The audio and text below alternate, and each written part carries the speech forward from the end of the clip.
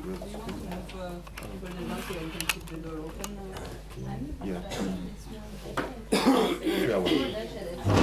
Yeah, the two of you. Okay. Yeah, there's one place here. Okay, so good morning. Yeah, today I want to talk about polynomials of free variables. Okay, and maybe just give you some idea of this. And maybe the main point I want to make is about this linearization. How actually you can deal with polynomials, nonlinear problems, introducing this somehow to linear situation. And then I will tell you in free probability we can also deal with what we arrive at the end. But I will not give too many details there. And then at the very end, I will show some slides with pictures of histograms of random matrices, because I think one really should see eigenvalue distribution of random matrices. You can proper authorization to do this. Yeah, I negotiated very hard, but I I have the last half hour of my talk. I can use slides. Okay, but there should be nice pictures, I hope so. Otherwise, there might be cancelled. Okay, so yeah. So what I want to talk about are polynomials in free variables. Polynomials in free variables. And let's say I only consider two of them, x and y. And of course, usually I know I have many random matrix situations which are asymptotically free. So if I want to calculate polynomials in random matrices, very often they converge to polynomials in free variables. So if I want to calculate asymptotically the distribution of my random matrices, I should be able to calculate distributions of polynomials in free variables. Okay, and I told you we have quite some machinery for dealing with problems in free probability, but actually this machinery is essentially for dealing with additive problems. So what we can do is calculating the sum of free variables if we know each of the variables. One has a little bit more. One can also deal with products, and the commutator, there one has a theory which works, but going beyond, of course, looks somehow hopeless. But I want to convince you it's actually not hopeless, but we can deal with such situation. So I'm quite ambitious now, and I'm aiming at dealing with any polynomial in non-commuting variables. So for example, okay, let me write down one. For example, xy plus yx. Okay, this is something we could theoretically deal with, but maybe if I'm adding another x squared there, then this is something which we don't at the moment, according to what I told you, we don't have a machinery for calculating the distribution of this guy if I know the distribution of x and the distribution of y, and I assume that x and y are free. Okay, in principle we know everything is determined. The distribution of this guy, the moments, is determined in the moments of x and the moments of y. But the question is how. Good. Okay, and so what we need to understand this is the Cauchy transform. If I have the Cauchy transform of something, then I have more or less its distribution. So we need the Cauchy transform of this guy. So GP, so P is this guy, the operator GP of Z, which is phi of 1 Z minus P. So P is the operator, Z is the complex variable of the Cauchy transform. So that's what I need. So the question is, can I get somehow information about this guy here? Yeah, okay, and what I want to tell you is that actually we can do this because we can transform this nonlinear problem into a linear problem. So actually I can connect this question here with a corresponding question for an operator which is linear in x and y. Okay, but of course I have to pay, at some point I have to pay a price, and the price I have to pay is that this linearity, now I mean linear in an operator valued or matrix valued sense, which means linear I allow in the coefficients matrices.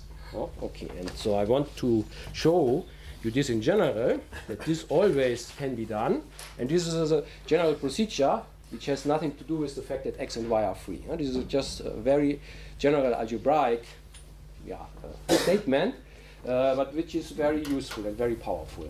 And this statement was discovered more or less in our context by Hagerup and Thorbjørnsen and other people, but we found out, I mean, this is something which has been used for a very long time in very different contexts. So it goes back to 50 years or longer. In different contexts, this is also very, very known. Okay, and so what I want is a linearization of this guy here. So let me first say formally what I mean with this. Okay, and then then we see. So okay, so what I want is a linearization of P. P is a polynomial. It could be this one, but I want to cover a general situation. So linearization of a polynomial P. So this is, okay, now I have to go to matrices.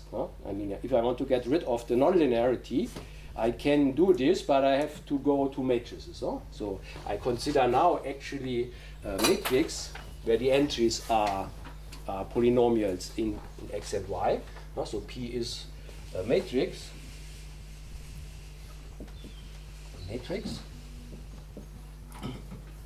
of the form. Yeah, so I call it P hat. So P hat is this linearization. So this is a new polynomial in x and y, but it's a matrix value polynomial. So this means I have a matrix, and this is an n by n matrix of a specific type. So here is a 0.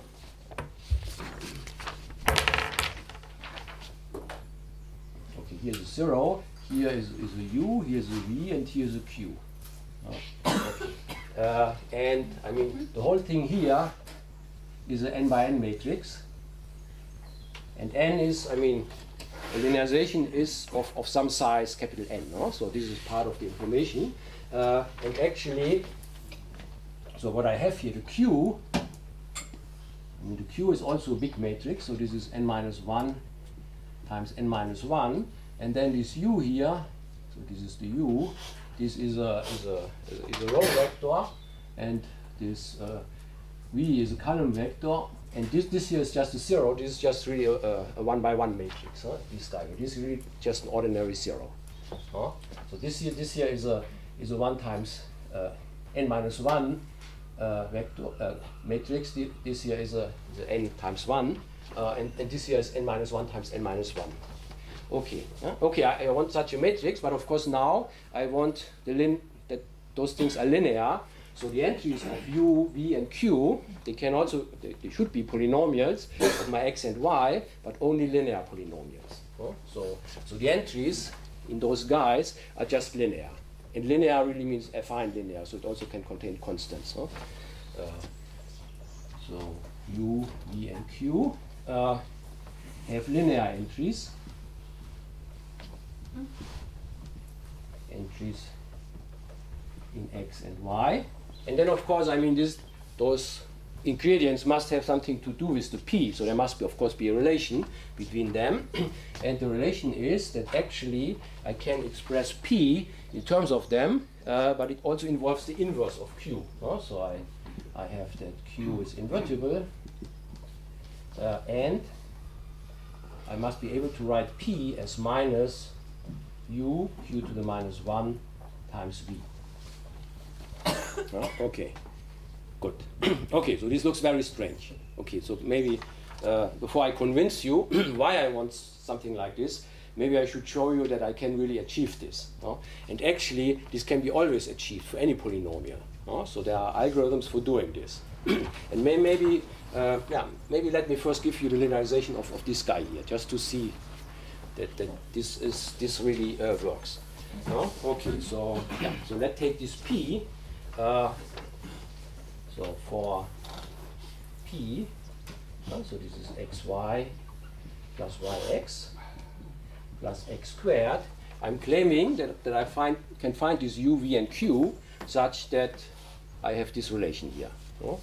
Okay, and I mean I'm arranging this u, v, and q in this matrix and call this a p hat because that will the guy I will work with this later. So what is the p hat here? So the p hat, I'm claiming this is, of course, it should have a 0 here, and then this u, this is x and y plus x over 2. So the capital N is here equal to 3. I'm finding a 3 by 3 matrix which does this. Here I have also x and y plus x over 2, and here I have 0, minus 1, minus 1, 0. Okay, so you see, I mean, this here is my matrix Q. This here is this row vector U, and this here is this column vector V. Okay, and you see, I mean, the x and the y appear now only linear here. That's what I want. I mean, here I have quadratic terms, but here I have something where x and y only appear in a linear fashion. Yeah. What is n? So, like here it's 2, but why is it 3? I mean, because this works. I mean, so no, but you choose it. Yeah, it can be chosen. Depending on the p which I have. Maybe if it's a complicated p, I must choose n very big. But here in this case, I say n equal to 3 works. Yeah. Here the dimension of Q is 2. Yeah. Is it related to the fact that our polynomial is of order 2? No, not necessarily. No. I mean, this okay. It can be in general. It can be bigger, but I mean, usually, I mean, this is not unique. Usually, there are many ways of finding this, and of course, one wants to find the smallest one for because this then one can work better with it. So this is in a sense the smallest which I can do. Okay, but in general, I mean, for such things, if I'm using an algorithm which always works, I will produce a bigger one, and then maybe I can think about reducing it. Yeah. Structure is big, can you say something about how big the matrix actually is? You mean n? How big n is? Yeah. You can just have a structure is big, and you have an idea of the Yeah, but it will maybe a little bit later. I can say a bit more, but it can increase exponentially in input data. Okay, if you. So are you telling us that, for example, 1 divided by 1 minus x is the sum over xi, x to the power of I? Is that something like, because afterwards you're taking the inverse of q, right? Yeah, no, you have to check about the inverse. But here, okay, I mean, actually, 1 divided by 1 minus x is not a polynomial, it's a rational function, but also those guys can be linearized. Okay, because I have inverse here. Okay, but here I'm not. Okay, I've forgotten what really the question was. Because afterwards you take the inverse of q. Yeah, but we have to see. I mean, you see here. Of course, yeah. The question is, I should have an invertible q, but I should not assume anything about invertibility of x or y. And you see here, I mean, the q here. This is invertible automatically. I mean, this is its own inverse. Yes. And always the q which I choose is of a very specific form, such that actually the question whether q is invertible has nothing to do with whether x is or y are invertible or not. I mean, here it is trivial. Huh? So you see, this is the q. This q is invertible because this matrix is its own inverse. Okay. And so maybe we can check this here just to see that it really works. So what I'm claiming here is if I multiply u, so u is x, y plus x over 2. If I multiply this row with the q to the minus 1, but q to the minus 1 is q itself. So I'm multiplying it with this guy here. And then I'm multiplying it with v, x, y plus x over 2. And if you do this, I mean, essentially, I mean, this here inverts this, so I'm multiplying this with this times this with this, and I get a minus sign. So what I get is minus yx plus x squared over 2 plus multiplying. Okay, so this was this times this, and then I have to multiply this with this.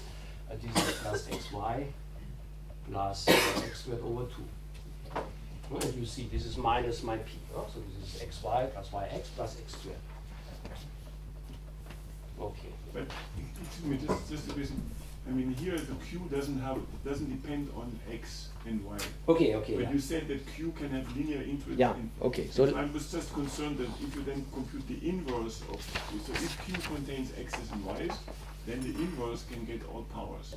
yeah, all powers, or yeah, in principle the inverse would be rational functions in X and Y. Huh? Yes. Okay, and so okay, so That's my maybe let concern. us see an example how it works in more general situations. No? Okay, yeah, but you say okay. I mean, you might also wonder. Okay, I mean, U and V, they are linear, of course. So Q itself only contains X and Y in a linear way. The inverse might produce higher powers, but it should do it in a nice way. Huh? Okay, so and for this maybe, so let me now linearize, let's say just a monomial of order 4, x1, x2, x3, x4, just having 4 variables, no? And see how does it work there, and in particular see what is the Q and why does it work nicely. No? So maybe here.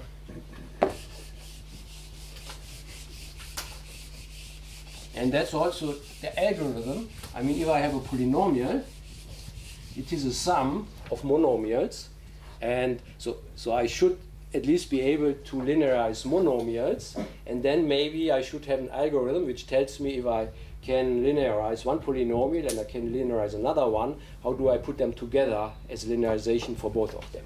So that's somehow how the general algorithm works. But maybe the crucial thing where maybe one sees most, or the important thing is, so let's say I want to linearize this guy. Now I have 4 variables. Of course, I mean, this could be x, y, or so, but let's say I have 4 of them, and then I'm claiming P hat.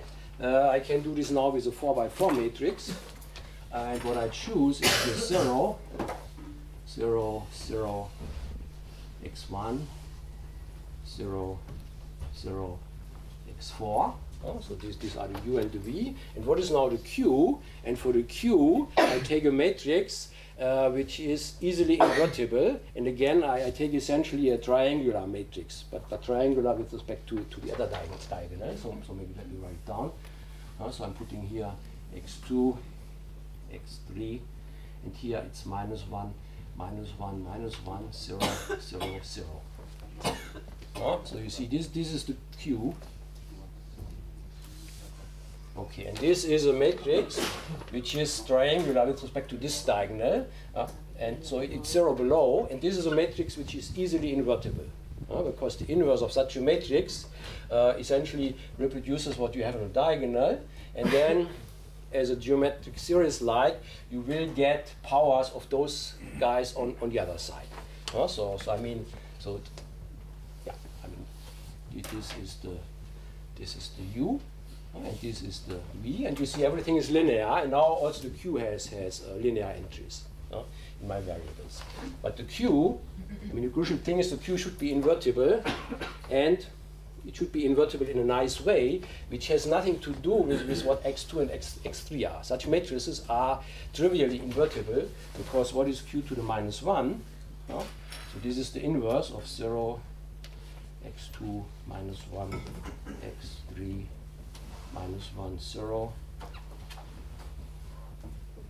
-1, 0, 0. And the inverse of this is that essentially you repeat again these -1s here, so you keep them, -1, -1, -1, and then you get again a triangular thing, but it's flipped to the other side, so now you have the zeros here, and what you get here in this diagonal, you essentially get those guys again, namely you get with a minus sign, -x3 minus x2, and here you get the product of those two things. So you get products, but then because it's a 3x3, you're not continuing, and you don't get higher powers. So here you get -x2, x3. And here goes your linearization, because that's no longer linear. Yeah, but the Q has to be linear, not the Q to the -1. So you see, I mean, to express P, I need the Q to the -1. I need higher powers. But the linearization, the condition on Q is that Q has linear entries, not the Q to the -1. because later I will do things with the Q. And the Q will be important. Good. Okay. So I hope this gives you an idea how in general it works. So I can always do this. Also, you see, if I have a product of more, I just make a bigger version of this. Yeah. Good. And okay, I mean, now you can easily check that if you multiply this with the inverse of this, so with this times this, you really get this guy here. Because you see, I mean, you have to multiply this with with this and with this, and then the only multiplication which really happens in the matrix multiplication is that you multiply this x1 with this entry here times this x4, because the other zeros here, they tell you that all the other contributions in this matrix don't make a contribution. So this times this exactly gives x1 x4 times this, and you have a minus sign. So you really get this this relation here. Okay, so yeah. Does it work with rational functions as well? Sorry? Does it, like this procedure, does it work with rational functions also, or just polynomial? Yeah, no, it can also be done for rational functions, and that's what we really learned after a while. I mean, we started to do this for polynomials, but then at some point when we realized that this linearization idea is around in other contexts, then we learned that actually this can be done for rational functions, and that's what usually other people are doing. They want to linearize rational functions in control theory or other contexts. So in principle, what I'm telling you about polynomials also works for rational functions. So you can also linearize rational functions, but okay, I only want to stick to polynomials here. Okay, so this, yeah. Is it always possible to use this procedure? Yeah, okay. Yeah, maybe I should say this. Okay, so I mean, a polynomial is a sum of monomials. Okay, and a monomial, I mean, you can linearize like this. I mean, I hope it's clear. I mean, you see, I have put just the x's here on this diagonal, and I have minus ones below it. So if you have a product of more things, then you just do a bigger matrix of this type. That's a linearization of a monomial. And so it only remains to have a way of, if you have a linearization of, let's say, two polynomials, then how do you get also one for the sum? Because, I mean, then you can decompose everything as a sum of monomials. Okay, and this can be done. Maybe I should also just say this. So namely, let's assume I have two polynomials, P, which has a linearization of the form 0, U1, E1, Q1, and I have another polynomial, Q, which has a linearization U, U2, V2, Q2.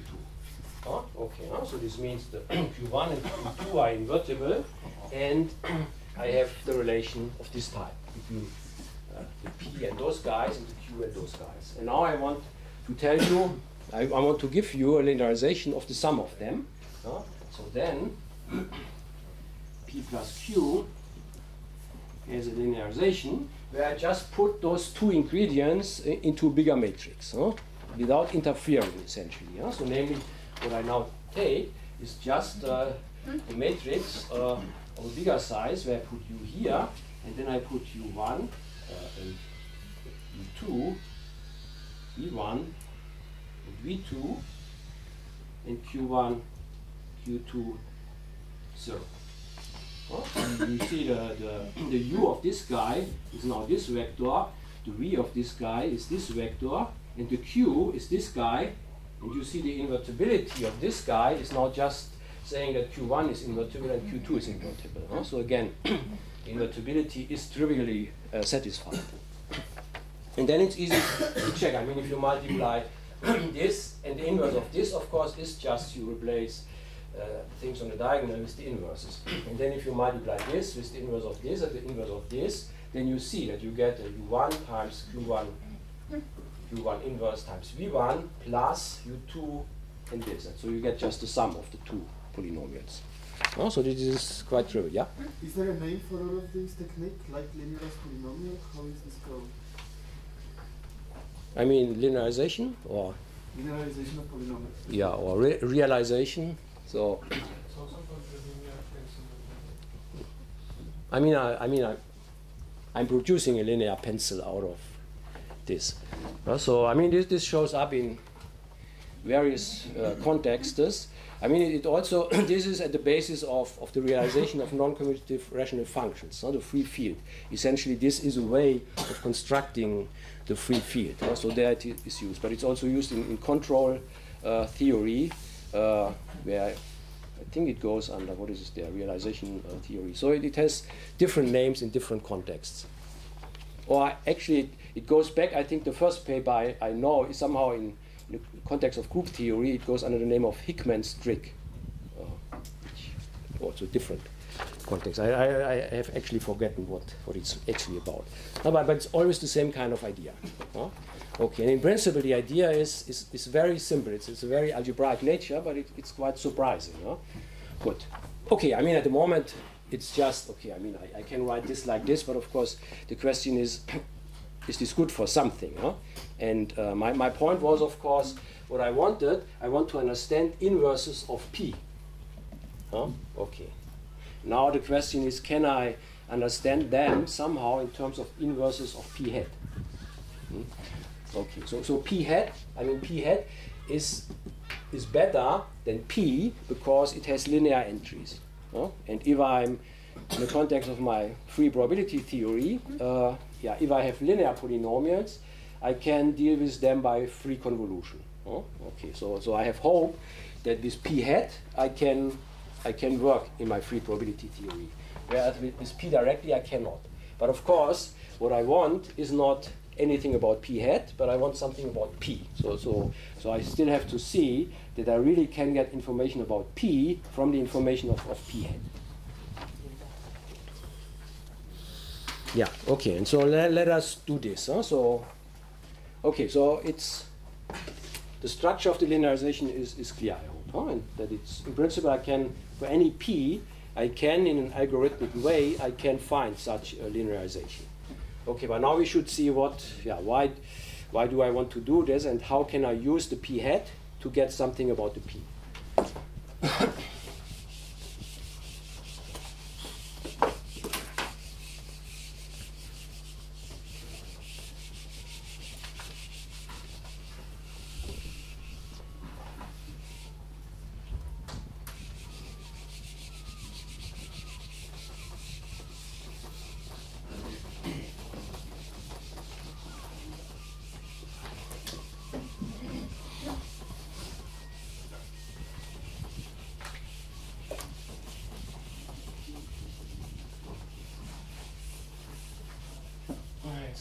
Nice to have the central equation in the center of the board, because it's so good for. So maybe I write it down again here.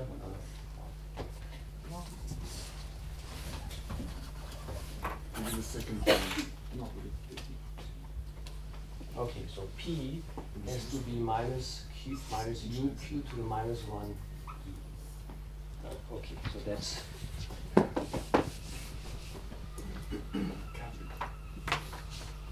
If you put the cap back on the other black one, it might live somewhere. Okay.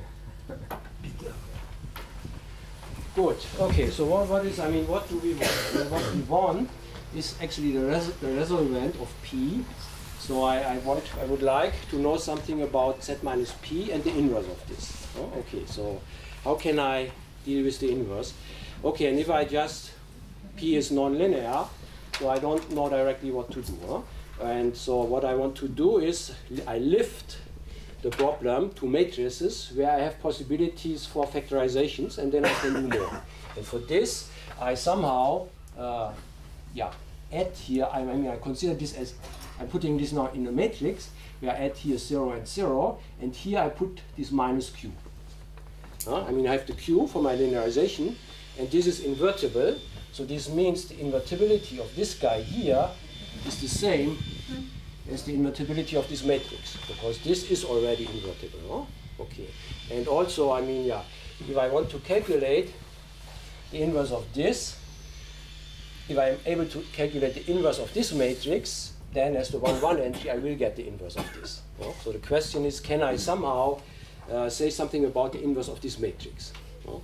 Okay, and now what I do is I decompose this matrix into a product of my p hat times some other things which behave very nicely with respect to invertibility, because they are again tri-diagonal matrices.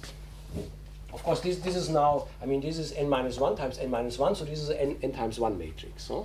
Okay, and I decompose this as a 1, 0, 1, and here I have minus u times q to the minus 1, and then here I have set minus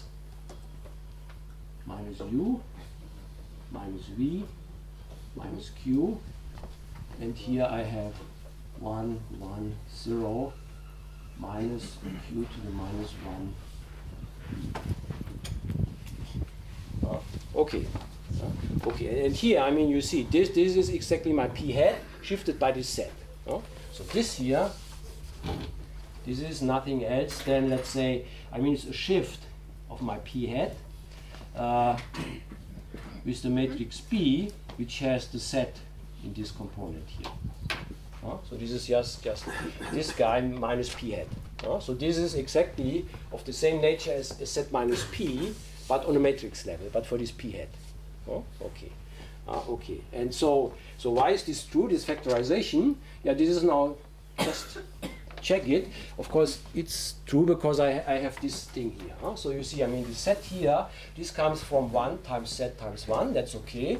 And this p here, this comes from multiplying this with this with this. So you see q to the minus 1, this goes away, and then q to the minus 1 times p. And this, according to this, is exactly p. So multiplying this with this gives me this, and all the other things are also just coming out of matrix multiplication.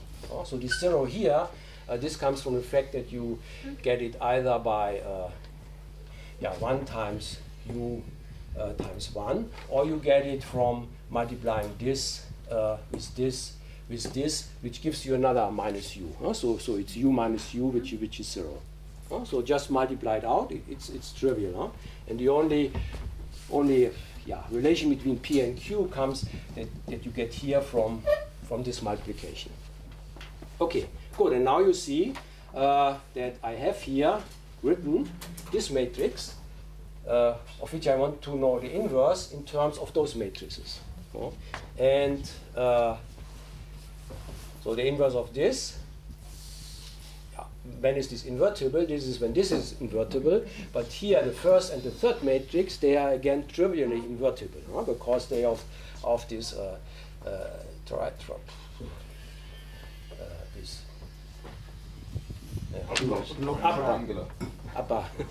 upper triangular form. So they have zeros below the diagonal. This means this guy is invertible, and the inverse essentially is itself, only you replace this guy by a minus sign. So and it doesn't matter what you have here. That's the nice thing in these matrices. You have to deal with inverses of matrices which are of such a form that the inverse is just algebraically clear, and it doesn't depend on whether the entries are invertible or not. I mean, it just depends on the fact that on the diagonal you have invertible guys, but the ones are of course trivially invertible. And what you have here doesn't play a role for whether this is invertible or not. Okay, so this means if I take the inverse of this, I can take the inverse of this, and the inverse of this I can calculate, and so I reduce it to the inverse of this guy. So what I have now is that the inverse of this, of course, is the inverse of the entries, minus 2 to the minus 1. So this is now the inverse of this. So this means I have, if I multiply it out, I get the inverse of this guy, which is 1, 0, 1. And the inverse of this is q to the minus 1v. So it's just this guy here with a minus sign. Then I have to multiply with the inverse of this, which is p minus p hat, inverse. And then I get the inverse of this, which is 1, 1, 0. And again here I get a minus sign, q to the minus 1. yeah, and now,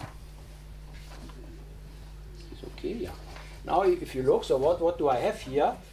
I mean this guy here, this is now an n by n matrix. Huh? I mean the inverse of this guy, assume I can calculate this is an n by n matrix, and then if I multiply it, you see that that what I get at the 1, 1 entry, and you see the 1, 1 entry is what I want. That's the inverse of z minus p. Huh? That's really what I want. So I want to see what is the 1, 1 entry in what I get on this side. Huh? But the 1, 1 entry, I mean, because I have here 1, 0, 1, 0, this is just the multiplication of this with the 1, 1 entry of this guy times this. Huh? So what I get here actually is of the form, I have a 1, 1 entry, which actually is the 1, 1 entry of this matrix here. So this is p minus p to the minus 1 to the minus 1. I mean, this is an n by n matrix, but then I take the 1, 1 entry of this. Oh, okay. Yeah, and then here I get other things which are quite complicated. And then if I multiply this out, of course, I mean the entries of this guy will be mixed up with those things, and everything appears somewhere here. But I don't care what I have here, because I'm only interested in the 1, 1 entry, because this is exactly the z minus p. So this tells me that I can get and the resolvent of this p as the 1, 1 entry of this kind of operator valued resolvent. So this means z minus p, that's what I'm interested in. This is given by taking this b minus p, the resolvent essentially of my linearization, and of this I take the 1, 1 entry.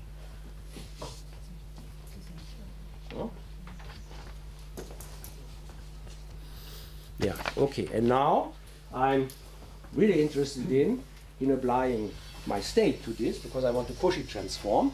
So I want to apply phi to this. I want phi, that's my Cauchy transform. That's what I'm interested in. And this I get, yeah, I mean I get this as the 1 entry of this if I apply also phi to this.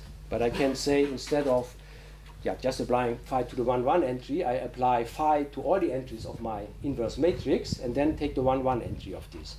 And applying phi to all entries of my matrix, this is like taking a partial trace, or I take the identity tensor phi. So this here I get by taking identity tensor phi of this matrix B minus P hat to the minus 1. Okay, and then I take the 1, 1 entry of this. So I have this relation here. I mean, this inverse is the 1, 1 entry of this matrix. And now I take, of this big matrix here, I take identity tensor phi, which means I apply phi entry-wise on each of the entries, so in particular on the 1, 1 entry, and then I'm picking out the 1, 1 entry. And this is exactly then this guy here. Okay, and so you see that actually, if I want the Cauchy transform of my P, I can, or I should, calculate a kind of Cauchy transform of the P hat. Because this is now like a Cauchy transform of P hat, but not with respect to phi, but with respect to identity tensor phi. And this is a kind, I mean, this is now not a state or linear functional, but this is a conditional expectation. Or maybe if this is a trace, then this here is a partial trace. Is somehow clear what I'm... Sorry, just a question. You said it at the beginning, but why did you have to embed this Z minus P into a higher matrix? Because I want to connect the inverse of Z minus P with the inverse of this guy. Because I mean, on a linear level, I cannot say anything about the inverse of this. But I want to connect it with the inverse of this, and this is a linear, I mean, this here is a linear object in the x and y's. The point of linearization is that I start from a polynomial p, which is nonlinear. Okay, but I connect it with this p hat, which is linear in x and y, but it's a matrix. It's not just it's not a 1-1 matrix anymore, just a polynomial, but it's a matrix of polynomials, but the polynomials are linear. Yeah. Sorry, you probably said already, but the ones are vectors of ones, or I'm a bit lost about the dimensions of Let me see. Okay. Yeah. Okay. I mean, this one here, this is a 1-1 entry, but I mean the guys which are sitting here, they are n-1 times n-1 matrices. So I always make the decomposition of my matrix. Okay. I mean, it's always this decomposition. Okay. That this here is size 1 and this is size n-1.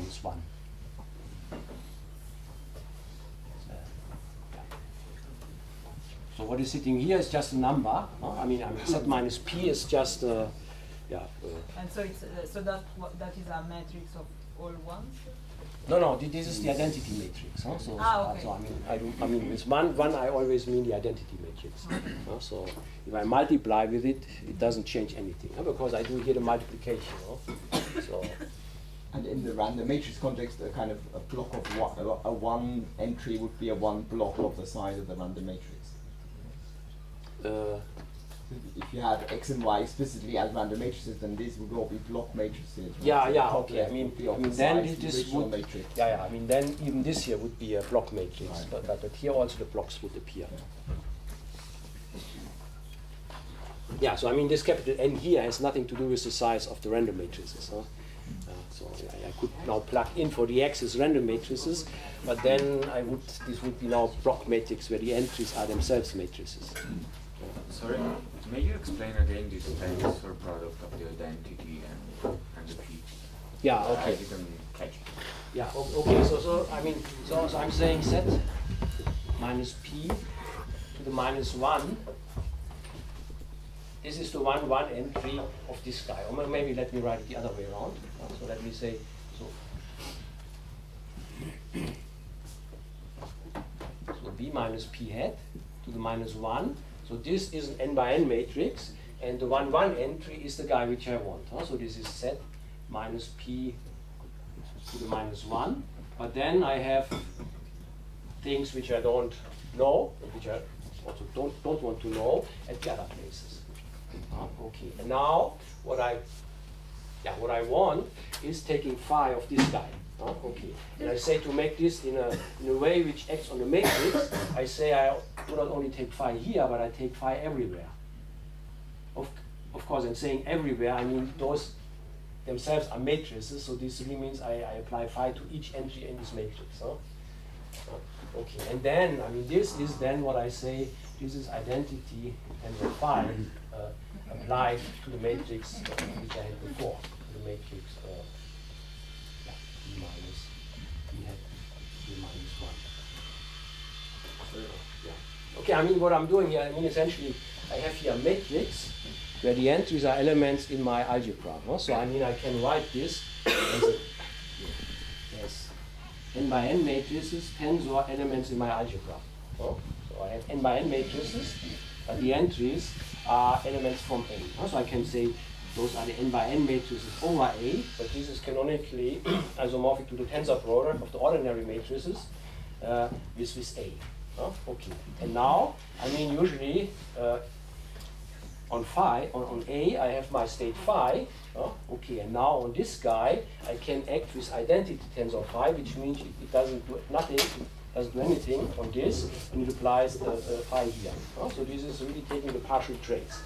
If you would, I mean, if you have the product of two tensor product of two matrices, then I mean you can take the trace of the tensor product. But you can also just take the trace on one side, and then you take the identity tensor trace, which is just taking the partial trace.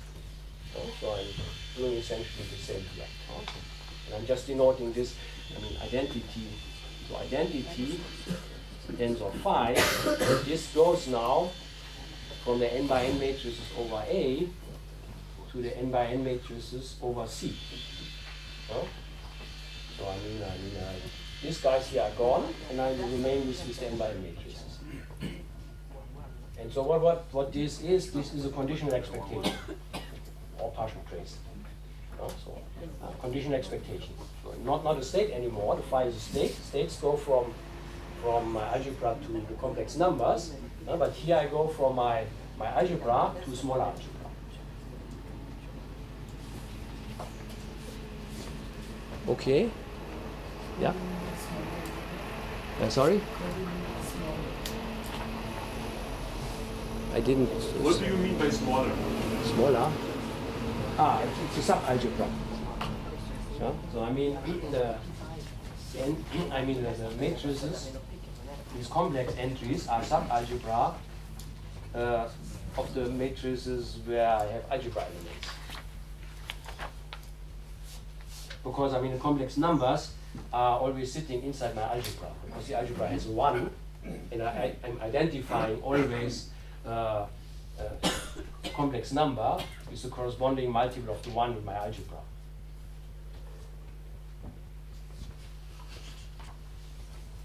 Sorry. Now I'm lost. Okay. No, because so the identity applied to phi is the phi applied to all the elements of b minus p hat minus 1. So if I do that, I would have expected the phi b minus p hat minus 1 in the first up, in the left up element, so the 1, 1 element. Why is there z minus p there? This b. I mean, I have this relation that. Yeah, I mean, I do not only consider p, but I consider z minus p, and this Yes. means I also have to do here a shift of this p hat Yes. by this matrix b, which is just given this. I mean, this is just Because b contains z. b contains z. Yeah.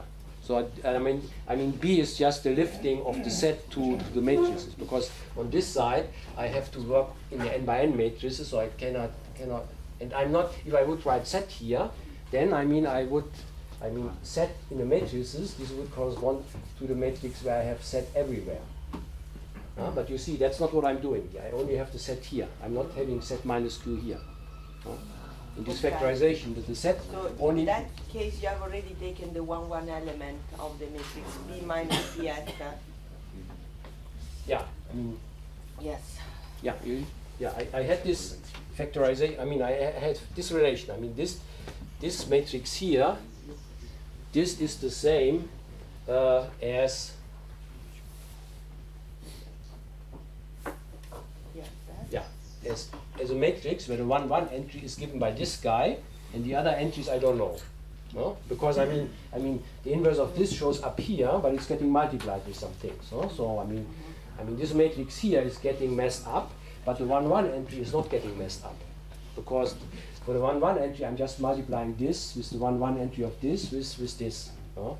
And all the other things, nothing contributes. Nothing else contributes to the 1, 1 entry here. But if I take another entry here, then it's not just the corresponding entry here, but it's getting multiplied with things from here and things from here, and I have to take sums over everything. No? So those things are complicated. But the whole point of this factorization is that everything is nice for the 1, 1 entry. No?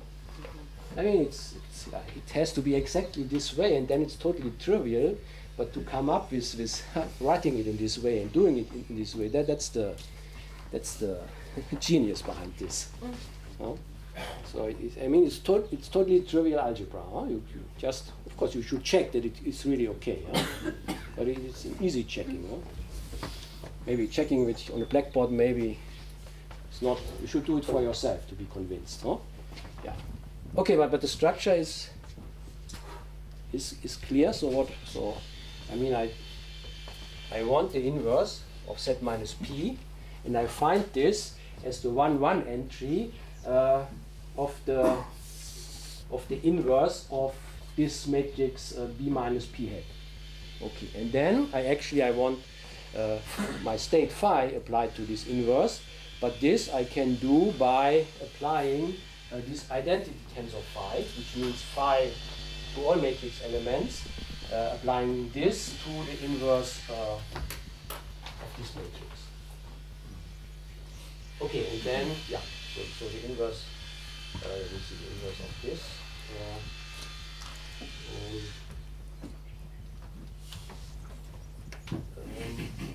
written here.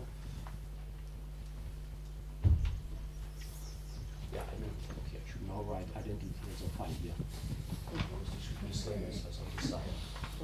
Before I handed out the phi, and then I inserted the phi. Okay, and then on the level of this matrix, it's doing this. Okay, and this here, this now looks like a Cauchy transform of this p hat.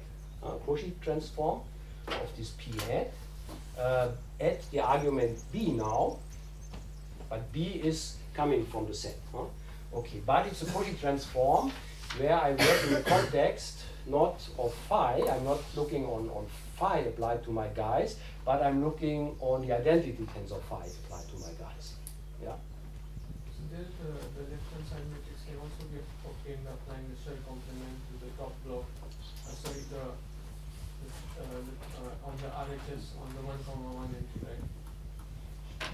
Because it has this Z by definition Z minus P has the form of the shell complement with respect to P hat. Where, here or?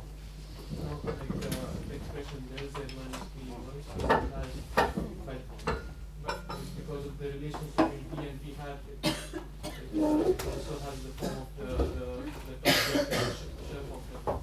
So if we apply the I was just asking if this maybe that's another way of explaining it. Yeah, I'm not sure. I mean, the main issue is that I really have this factorization here, and this involves this relation between P and all the ingredients of P hat.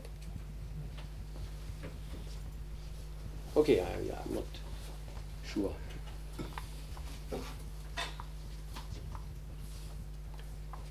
Good. Okay, so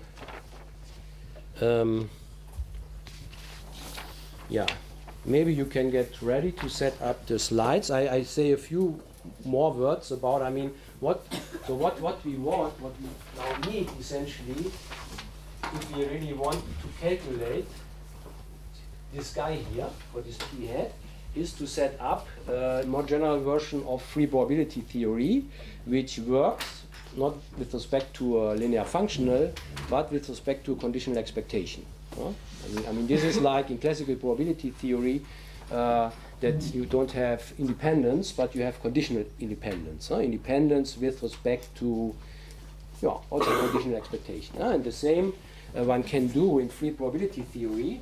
And maybe I'm just giving still one can do this, and it works. Everything works very nicely. And in particular, we also have a free convolution which we can deal with. And this p hat, this is a linear matrix in x and y, so I can write it as a sum of a matrix in x plus a matrix in y. And then, I mean, if I want to calculate p hat, this should be the free convolution of a matrix in x and a matrix in y. And if we understand x and y, then we understand also matrices in x and matrices in y, and then we can do the free convolution. Okay, and maybe just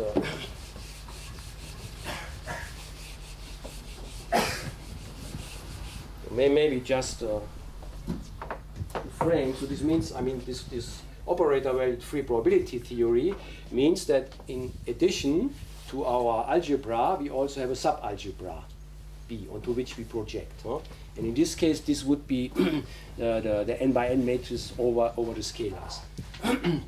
So I have a subalgebra of A, and then I have a conditional expectation which goes from A to B. And this replaces my state. Usually I did everything with respect to a state, which was going from A to the complex numbers, but now I only go from A to subalgebra B. So I'm projecting down onto something. So it's not a trace, but it's a conditional trace. And I can define freeness, and all the things, also free cumulants, and I can define everything with respect to these things, and everything works, and we have a free convolution. And yeah, maybe let's look at some pictures. Okay, so I mean, it's some things are technically a bit more complicated, but the whole structure of the theory is more or less the same.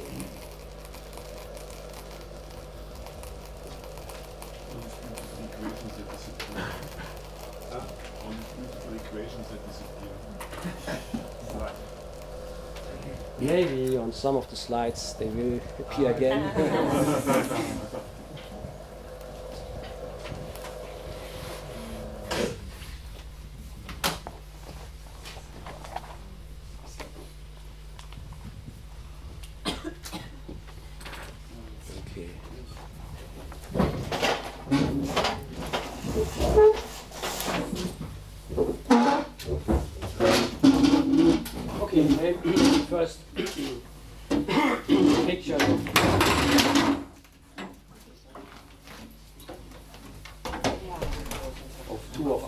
My heroes, I mean, this is Wigner from the Wigner semicircle law, and this is Stanroy Koleski. I think I mentioned the name quite often. He's the creator of free probability theory. And maybe let me first show a few pictures for the semicircle law. I mean, that for Wigner semicircle law, I mean, that's what hopefully everybody knows. Also, I mean, I take the GOE, and here I take a 10 by 10 GOE, and I get 10 eigenvalues of it. And I mean, if I take another 10 by 10 matrix, of course, I just get 10 other eigenvalues. So this doesn't look so spectacular. But if I make n bigger and bigger, then of course, I mean, then I see more structure. So here I have two 100 by 100 GOEs, and you see the histogram of the 100 eigenvalues in each case, and I mean, they already look similar. So this is this almost pure convergence that independent of the realization, I'm always getting more, I'm getting closer and closer to the semicircle. And for 3000 by 3000 matrices, I mean, they look the same, and they look more or less like the semicircle. So for more or less every realization of 3000 by 3000 matrices, I get the same picture, and that's the statement of this semicircle law. So the eigenvalues of a matrix look typically like this. In the semicircle, of course, we can calculate with this guy, and of course, this fits together.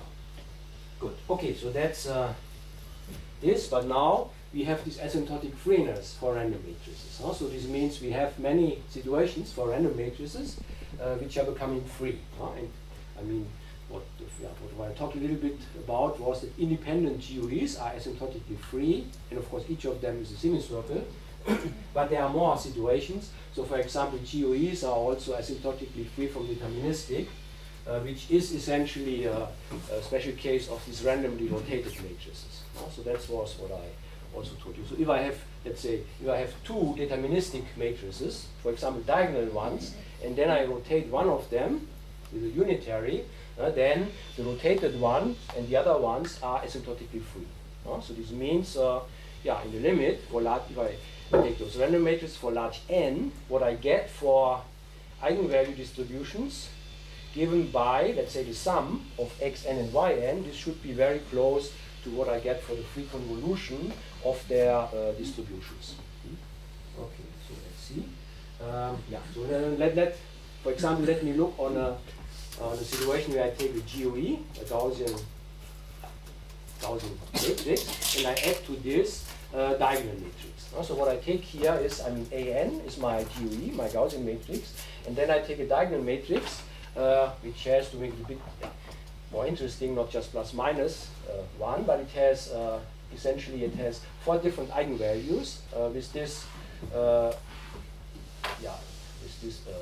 frequency. I mean, so they repeat again. So I have twice a minus 1, then I have a minus 1, and I have a 1. So this means I have here a distribution where I have probability, or 1/2 of the eigenvalues are minus 2, 1/4 are minus 1, and 1/4 are plus 1.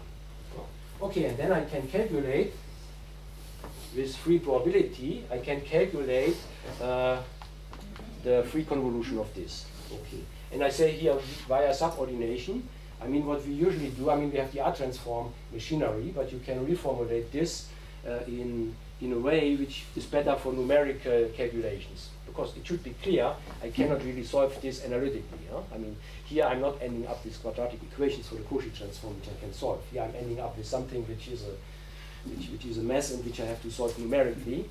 but yeah, we have subordination formulations, which are just an equivalent way of phrasing the additivity of the R transform, but which tells us that the Cauchy transform of the sum we can get as a solution of a fixed point equation, and we can solve this by iteration procedures. So this means we really have a good way, which is also numerically we can control it quite well to get this. And so this produces the distribution of this, and then here is the same where I take now matrices. So I take the same, I take the sum of two matrices. So one is a Gaussian matrix, and the other is just a matrix where I put those guys on a diagonal.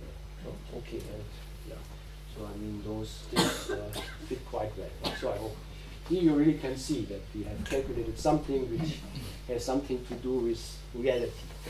Okay, that is, random matrices for me are real things, in contrast to operator algebras. Good, okay, so that's one example. Maybe another one where I take the sum of two randomly rotated. So again, I take a discrete input. So I take one matrix where I have just plus minus 1, and for the other, something. Oh no, this is just the example which I had, that I had the two Bernoullis, which I actually calculated. This one we could calculate explicitly. So I just have plus two matrices where I have as eigenvalues plus and minus 1 with the same number of multiplicities, and then what we get is the arc-sine distribution. So this red curve is the arc-sine distribution, and this is a histogram of corresponding matrices of some size, where I rotate one of the diagonal matrices with respect to the other one with a random unitary. So this is one realization. I realize this for one random unitary, so this means I just get 3000 eigenvalues which are plotted here. So I mean all my pictures are for one realization. Of course you can also average over many realizations, then the histogram picture gets a little bit smoother, but I think I find it much more impressive if you see that really for one matrix you are getting close to the other side. Okay, maybe here is a more complicated example where I take two diagonal matrices again, but here the first one I have eigenvalues minus 2, minus 1, 1, and 2 with the same frequency. And for the second one, I have minus 2 twice, and then I have minus 1 and 1. Okay. And again, we can calculate the outcome of this. I mean, I take the sum, I take the free convolution of this, and by our machinery, R transform or whatever, we can calculate the outcome of this. And maybe we do the same for, if we just look on matrices, also taking this diagonal matrix and then the rotated version of the second one, I get this eigenvalue distribution, and you see this fits quite well. So yeah, I like to see those pictures. Good. Okay. Yeah, but now maybe for the polynomials. I mean, now I've told you we can also do polynomials. This was now for the sum. This was about what I told you up to yesterday, and now maybe also we should check maybe some pictures for polynomials. So I mean, maybe here just again a bit on what I have told you today. So essentially, I mean, if I have random matrices which are asymptotically free, then of course I can calculate the asymptotic eigenvalue distribution in the limit. Okay, and I have told you just on the blackboard that I should find a linearization of my polynomial, and then I can calculate the Cauchy transform of my polynomial in terms of the operator-valued Cauchy transform of this p hat. Okay, and for and we can then use. So can you say briefly how your B0, B1, B2 are related to U, V, and Q? Are they on your previous slide? I mean, you have. Okay, this p hat is a matrix which contains some x's and some y's, and you separate the x's and the y's. I mean, the u, the v, and the q, all of them have contributions of x's and contributions of y's, and you just write it as a sum of a matrix where you put all the x's and another matrix where you put all the y's. And the constants you can put in any of them, it doesn't matter. No? And then you have the sum of two. And okay, the B0 there you should put the constants, and the B1 there you should put the x's, and the B2 there you should put the y's. Okay, good. So here's somehow the procedure. So let's say we want the distribution of this. So just specifying it again. So this was the linearization, which I showed you. And then you see that this linearization, here I have written it exactly. Here's the answer for this example. Now I have written this linearization as a sum of the constants plus the parts containing the x plus the parts containing the y. And you see this p hat is now really, it's, I mean, this here is just a shift in the argument, this doesn't matter, but it's just a convolution of something in x and something in y. And so for this, we can use, I mean, we have, for also in this matrix setting, we have the operator valued free convolution and we can deal with it. And so this we can apply to this problem. Yeah, maybe here it's again, I have this problem which I want to solve, and essentially I have the sum now of two free guys, but they are free in operator valued sets. Of course one has to see, I mean, if x and y are free, then those matrices are also free in the operator valued sense. But this is indeed the case. Everything fits very nicely together. I mean, there are of course a couple of things to check, but everything works very nicely. Takes a few years. Takes a few years, but for you it only takes 2 minutes, because I'm just telling you. Yeah. No, it's I mean, this is really a long-going history in machinery. Yeah?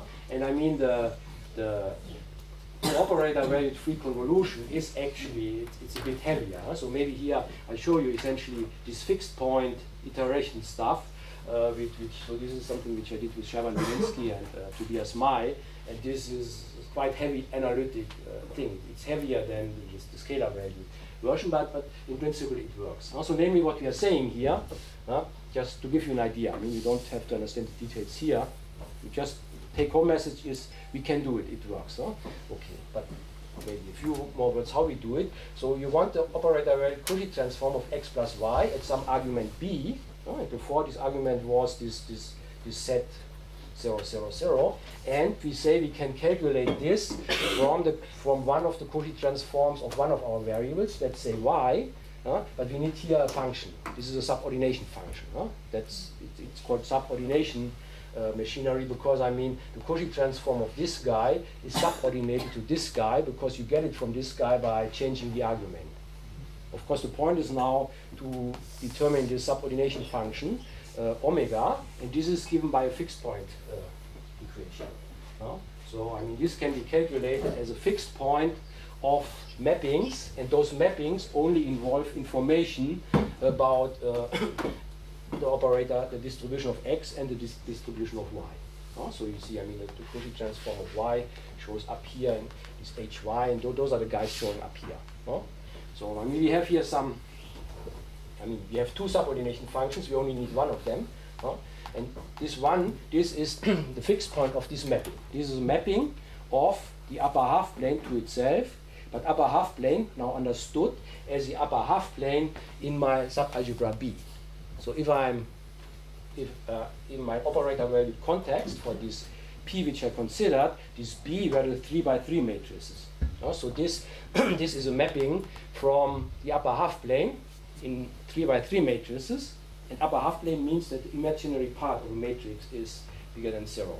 So this is a mapping from the upper half plane of 3 by 3 matrices to itself, and this mapping has exactly one fixed point, and I can this fixed point by iteration of this mapping.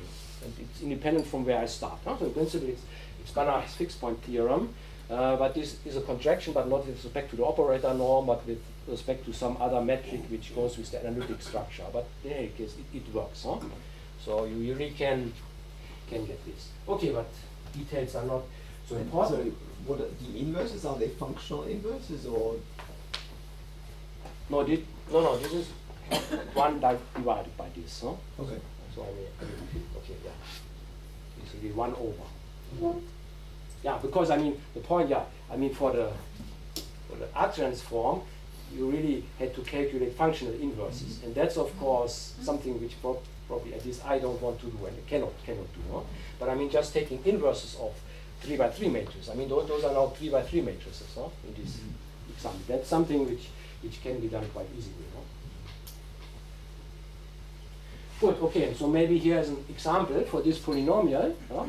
So this the one which we had before, and now I'm plugging in for one of the variables a semicircle, and for the other one I'm plugging in again a discrete distribution here, which has two minus 2's and a -1 and a +1 as eigenvalues. No? So 1/2 of them are -2, 1/4 of them are -1, and 1/4 are +1.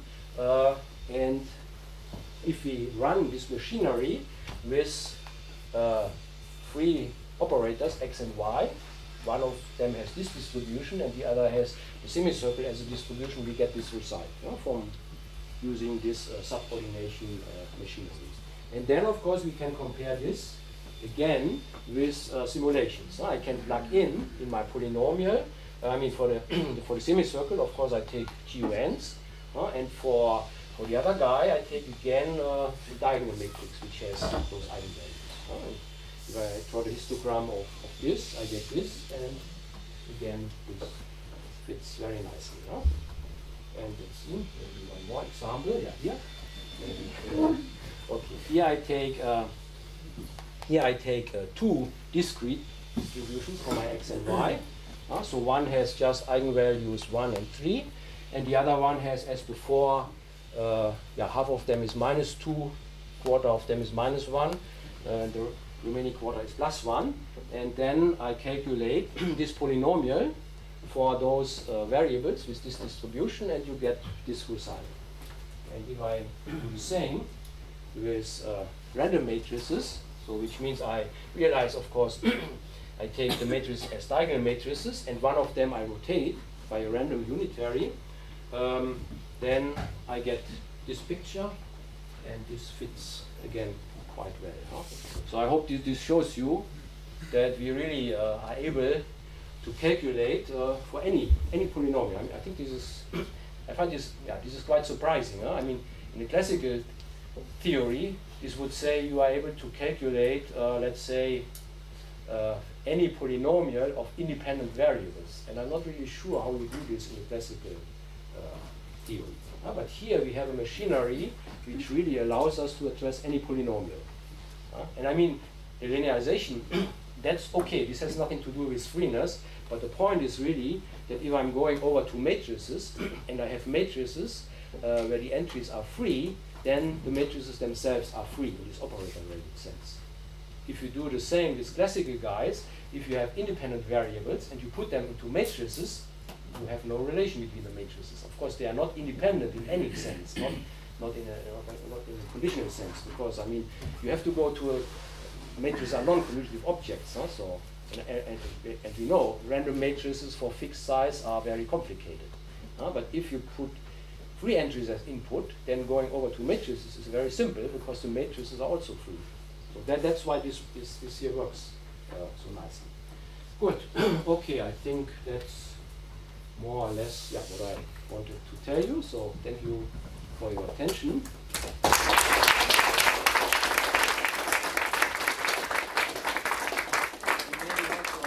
Thank you very much for your questions. I think this was a very nice experience here to having so many questions and feedback. So I think you are a very good audience, and so maybe I also wish you for next week the same nice thing. I won't be here.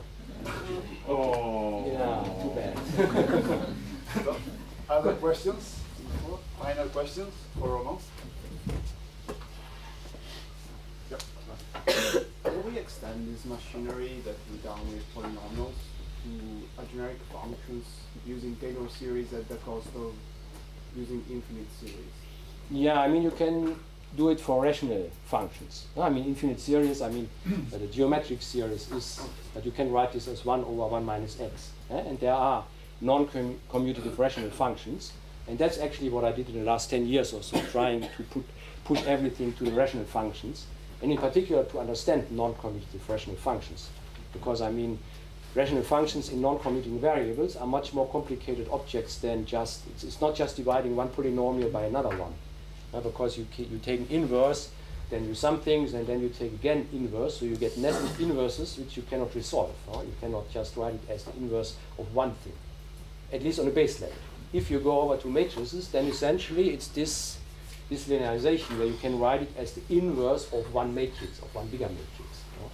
Okay, and so I mean for rational functions, this linearization also works. You also find linearization, and then the remaining step, that this can be written as the free convolution of something, works in the same way. So for rational functions, in free variables, we can do the same calculations. And, okay, maybe I should. Okay, I don't have a picture for this, but it works in the same way. Yeah. How fast the subordination direction converts? Yeah. Okay. To the diagonalization. Like, because you get the random matrix, you do exact diagonalization, you get the values. How much faster is your procedure? Okay. I mean.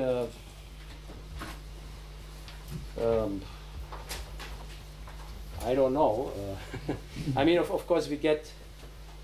Let me see.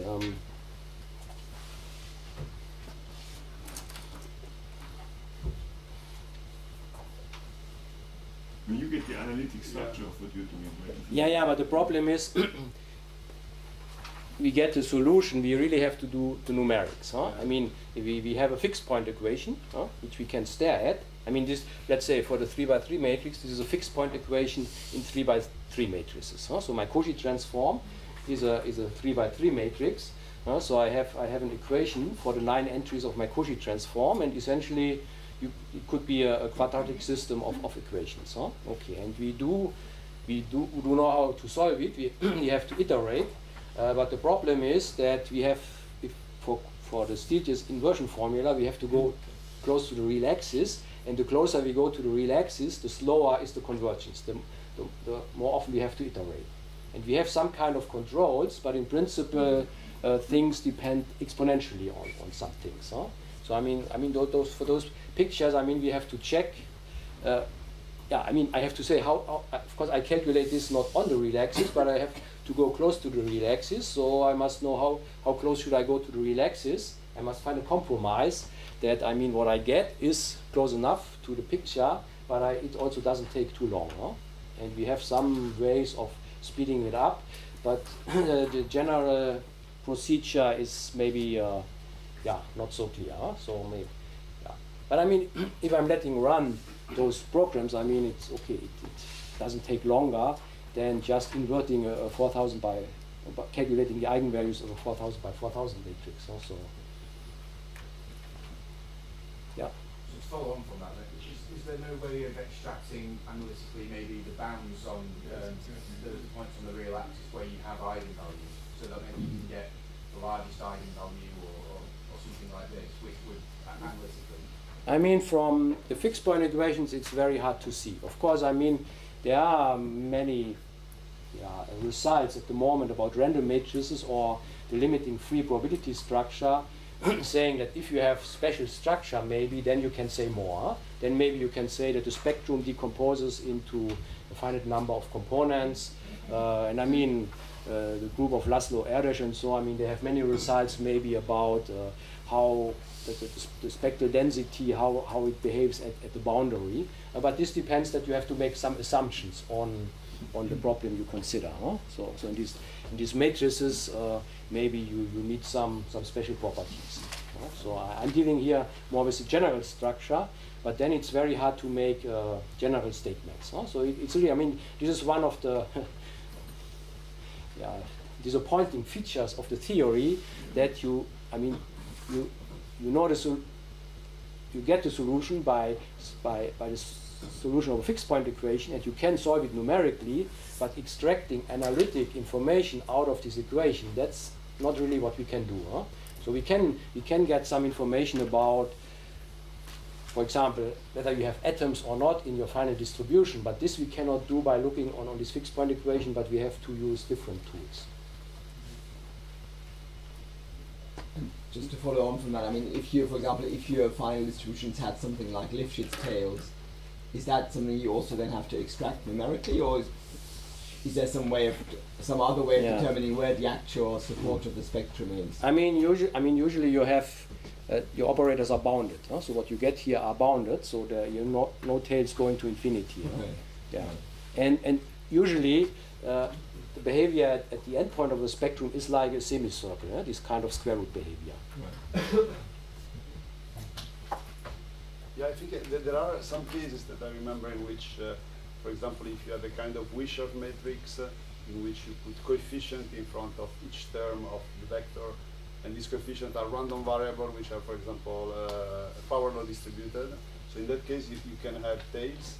Okay, I mean, not, in that case, it's not so difficult indeed to extract the from the fixed point equation to extract the tail of the density of eigenvalues. But maybe it's a simple case. Yeah, but I mean, okay, but here the fixed point equations, it's really about, it's a fixed point equations for a system of equations, huh? And this is getting very complicated. It's very hard to say something in general about this. So you need specific situations, then you have more access to special specific properties. So it's not so free. Right? Especially the lunch is not free. Other questions? Yeah. But if you have a simple case like just x plus y, just for a convolution, would you still use those subordination iterations to do that numerically? Yeah, even then. I mean, you can do different things. I mean, there are a couple of papers where people say this is a better way of doing it, this is a better way, maybe the R transform or so, but at least for me, at some point I made the transition from combinatorics to analysis, because I mean combinatorics is nice, but at some point you have to calculate things and then you need a good analysis, and that's really when I started to appreciate the subordination formulation, because this really gives a way of just getting the solution by iterations. But for the free convolution, I mean, there are many analytic results. So for example, if you take the free convolution of distributions, then you know that you cannot have a singular, I think you have no singular part in the appearing distribution, and you can only have, atoms are only very rare. And this is also done by subordination, because subordination tells you that you can transfer some properties of the input distribution to the output. If the output is subordinated to the input, then of course it means that the properties which you have for the input should somehow go over to the output. And usually free convolution improves things. I mean, you might have very rough input, but it's getting much smoother for the output. So in particular, atoms disappear. I mean, or most of them disappear. It's hard for them to survive. Yeah, maybe a comment indeed in physics. Sometimes people have obtained this kind of self-consistent equation for the resolvent, and yeah, they did what you say without knowing it and being surprised that it was stable. Because I mean, if you just do integration, everything can happen, but in general it converged, and I think it's because there is this theory. Yeah, I think the subordination formulation is also very close what people usually do in random matrix theory, because I mean these equations which you get in the end are more or less the equations which you get from the subordination procedure. So this is quite close. Okay, if there are no other questions, I would like to thank you for the great lecture. I mean, as you said, you are the mathematician in the crowd, but I think it worked perfectly. I mean, you were exactly at the right level for all of us. Thank you very much. Okay, great. Thanks a lot.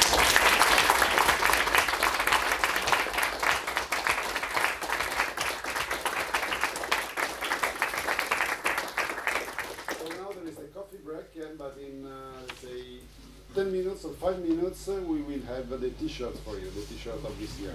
So come here in 5 minutes.